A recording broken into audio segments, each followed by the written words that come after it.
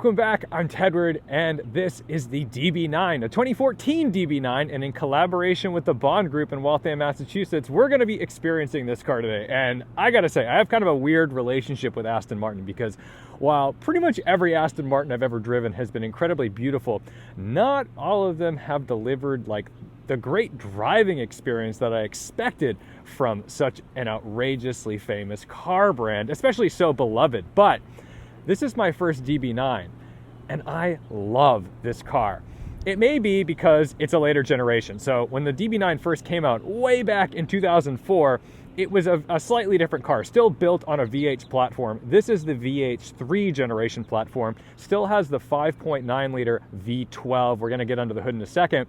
510 horsepower, 457 pound-feet of torque, and it absolutely screams. So if we do our walk around, we gotta have the engine running. So you gotta hear this thing. It's a shame that Aston did away with this. This is the emotional control unit, the ECU, and it just sounds so cool. Oh.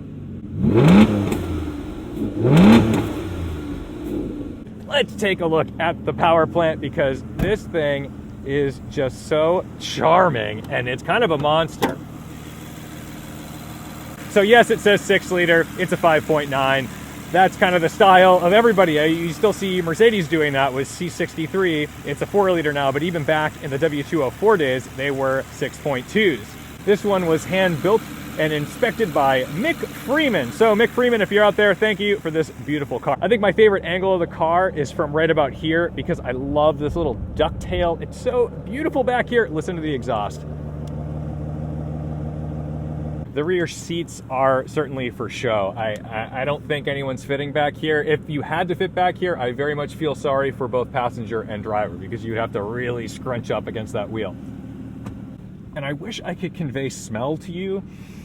It smells really good in here. There's a lot of leather going on in this car and oh my goodness, there's just something about a nice proper Aston that really gets the job done. All right, let's go for a drive.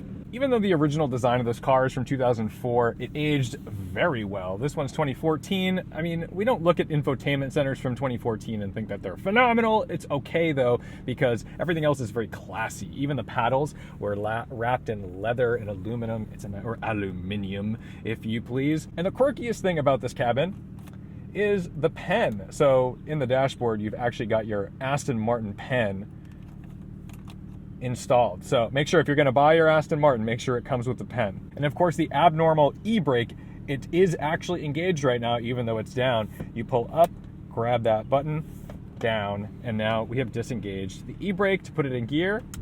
Drive, it's an automatic transmission from ZF, 6-speed. Let's open up the V12.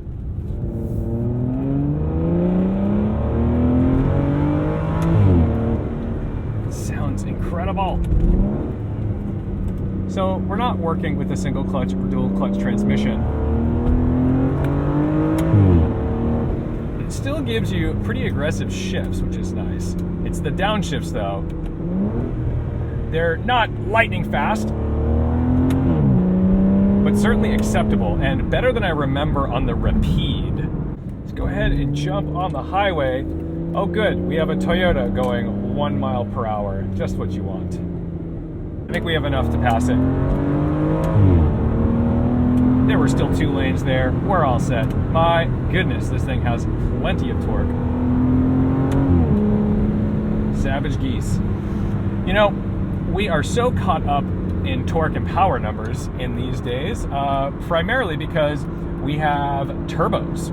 Everything is going smaller displacement, turbos, boost, and it's pretty incredible what you can do with those cars, but they lack a certain character that something like this retains, and a naturally aspirated V12 is always going to be the exciting way to go. Look, there's a DB11 right there. I do not envy that. I actually am happier to be in this DB9.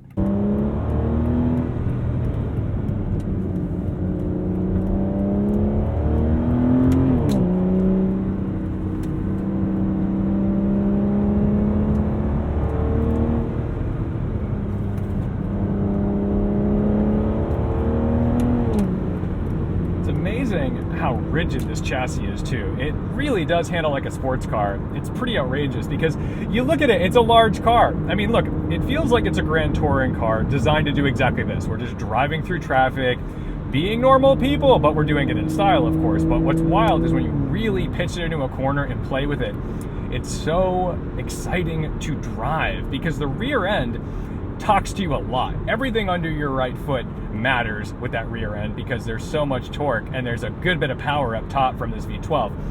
Then the steering, the steering is phenomenal. This is a proper front engine Grand Tourer.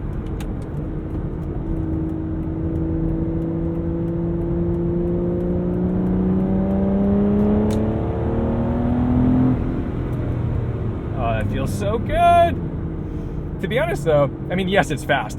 It's not too fast for the street.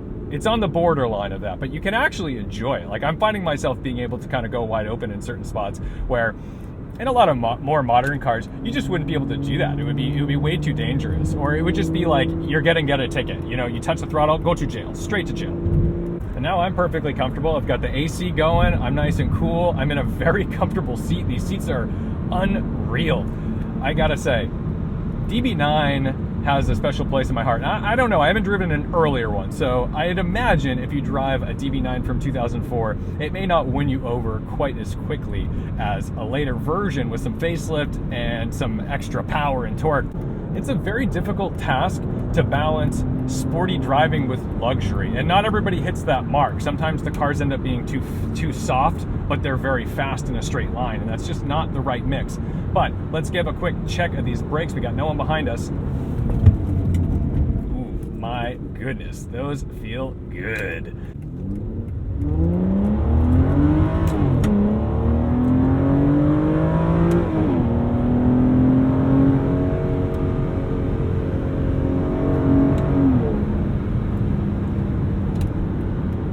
The beauty of a long wheelbase Grand Touring car is that you can achieve very high speeds with stability, such as the 6 or 8 series.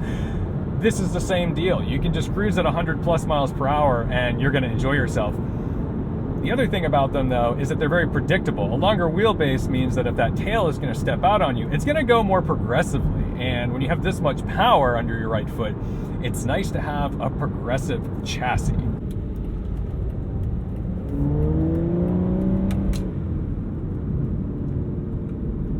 Around town though, it can be docile, it can be relaxing. We'll pop it out of sport mode and just cruise. Put it back in drive mode, get out of these paddles. I'm getting too aggressive. We don't need to be aggressive. We're in an Aston Martin, we need to be gentlemen.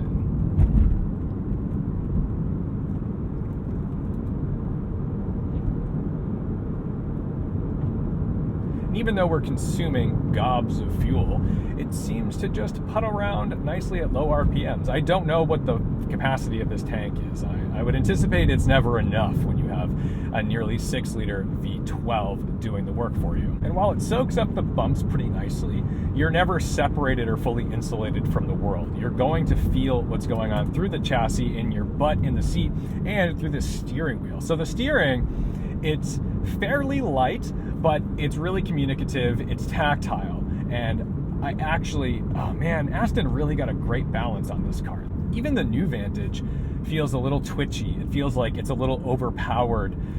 This struck the balance. That's what a good car is. It's balanced. It's not too much of anything really. And you know, Porsche does it wrong sometimes when they get a Cayman and they give it an incredible chassis and not enough power. So now it's unbalanced because it feels slow because the chassis is capable of it. Oh, we've got a rock in the brakes. Can we get this rock out? There it is. That'll happen sometimes. You get a rock stuck between the dust guard and your rotor. Makes a little annoying noises. Usually if you just go ahead and back up for a foot or two, it'll get rid of it. The nose is very large. You've got to poke it out into the street a little bit. Got to be careful. All right, so not in sport mode, just relaxing, a more docile throttle map. Indeed, I need a little more of a bootful to get it going. That's kind of nice. That's kind of nice. This is the nice, enjoyable, Queen's Wave kind of drive you might be looking for on occasion in your DB9. So we know the brakes work, but how do they feel? Are they progressive? And this is where I've got to give Aston a lot of credit, because these brakes are phenomenal. Sometimes when you go for like a sporty car, the initial bite is just so rampant and crazy. You want to put yourself through the windshield when you tap them. There's a good amount of travel, but there's always positive reinforcement. Like there's always something happening on the pedal. Sometimes these cars just really got it right. The teen years of the 2000s, there were some good cars that were still analog feeling, that still had tactility and driver focus. And I'm gonna try not to like speak too much ill of the new cars, just because I don't know, they're not really my style, but there were some really good things happening in this era. And if that's what you're looking for, if you love driving, I honestly think you have to buy used. Isn't that weird? The more you love driving, the more used cars you have to buy, unless you have a ton of money. I mean, McLaren makes some really beautiful tactile cars, and those are fun, but I mean, you got to spend big money on that stuff. Let's take it down the bumpiest road I know. Well, safest bumpy. I keep forgetting that the paddles are column mounted and not steering wheel mounted on this car. Oh, it doesn't seem like it would be, but it is. Okay, this is like the most reasonable bumpy road I can think of to kind of test how does a car absorb things. And because it's a British car, I mean, British roads aren't so great, are they? They're narrow, they're bumpy. That's kind of nice, instead of just everything being designed around the Nürburgring and perfectly manicured roads to set lap times. I mean, that's just not the world we live in. A street car does not see or encounter those types of perfect roads very often. Oh, this is great. It's putting those wheels right back on the ground. The damping is fantastic. I'll tell you what, DB9, you get what you pay for.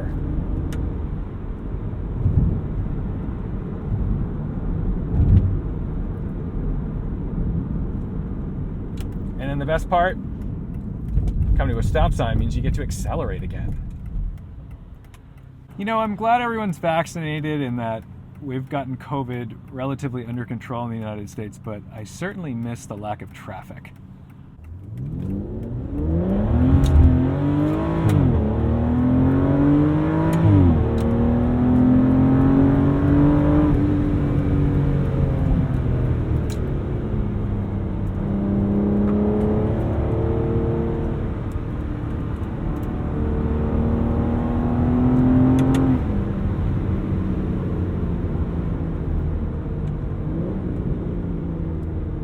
So here's what I've learned about the Aston Martin DB9. I wouldn't say it's a Dr. Jekyll, Mr. Hyde thing, because its docile side is still fairly sporty. It does not turn into an S-Class, but it's still a tire shredder that will get you somewhere in relaxed style in a way that, honestly, I didn't quite expect. I didn't expect it to be quite as sporty as it is. I didn't expect it to be as responsive as it is, especially with a torque converter automatic.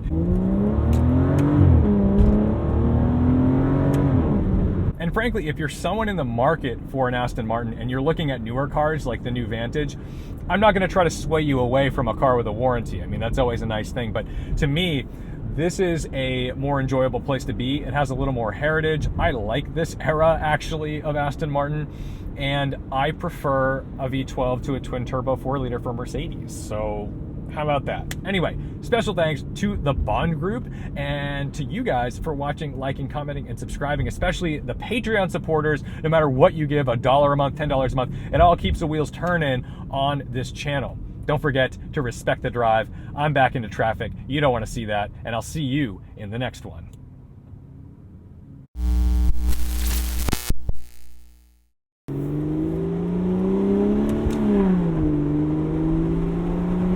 Off throttle, you get a little bit of pops and crackles, but nothing outrageous. That's very respectable and respectful. It's not trying to show everyone, hey, listen to the gunshots coming out of my car. It's like, oh no, there's just something a little bit untamed here.